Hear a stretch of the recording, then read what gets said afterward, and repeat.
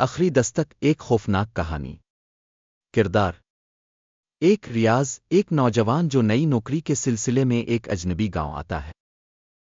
بابا رشید، گاؤں کا ایک بوڑھا شخص جو وہاں کے خوفناک راز سے واقف ہے۔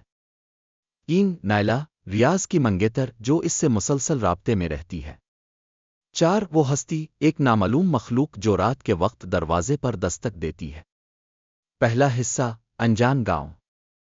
ریاض کو ایک پرانی حویلی میں نوکری ملی تھی۔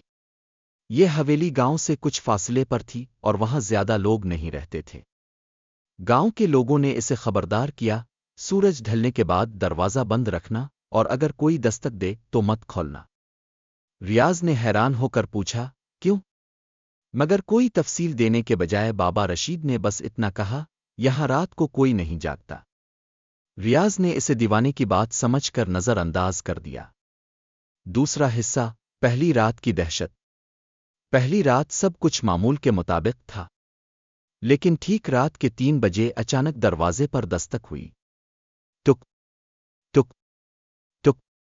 ریاض کا دل زور زور سے دھڑکنے لگا۔ اس نے کھڑکی سے باہر جھانکا مگر باہر کچھ نظر نہیں آیا۔ پھر دستک دوبارہ ہونے لگی مگر اس بار زیادہ زور سے۔ ٹک ٹک ٹک۔ ریاض نے دروازے کے قریب جا کر پوچھا، کون ہے؟ کوئی جواب نہیں آیا۔ وہ کچھ دیر دروازے کو گھورتا رہا، پھر آہستہ آہستہ پیچھے ہٹ گیا۔ دستک رک گئی اور رات خاموشی میں ڈوب گئی۔ تیسرا حصہ: خوفناک حقیقت۔ اگلے دن ریاض نے بابا رشید سے اس بارے میں پوچھا۔ بابا نے آہستہ آواز میں کہا، یہ وہ ہے جسے ہم نے کئی سال پہلے دفنا دیا تھا مگر وہ اب بھی یہاں ہے۔ ریاض نے حیرانی سے پوچھا، کیا مطلب؟ بابا نے کہا، یہاں ایک آدمی رہتا تھا جو ہمیشہ دوسروں کے دروازے پر دستک دیتا تھا مگر ایک دن گاؤں والوں نے اسے مار کر زندہ دفن کر دیا۔ تب سے وہ ہر رات کسی نہ کسی کے دروازے پر دستک دیتا ہے۔ یہ سن کر ریاض کا دل دہل گیا۔ چوتھا حصہ: آخری رات۔ تیسری رات ریاض نے فیصلہ کیا کہ وہ اس راز کو جانے بغیر نہیں چھوڑے گا۔ وہ رات بھر جاگتا رہا۔ پھر ٹھیک رات کے 3 بجے وہی دستک دوبارہ ہوئی۔ ٹک ٹک ٹک۔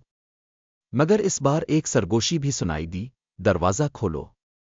ریاض نے ہمت کر کے دروازہ کھول دیا۔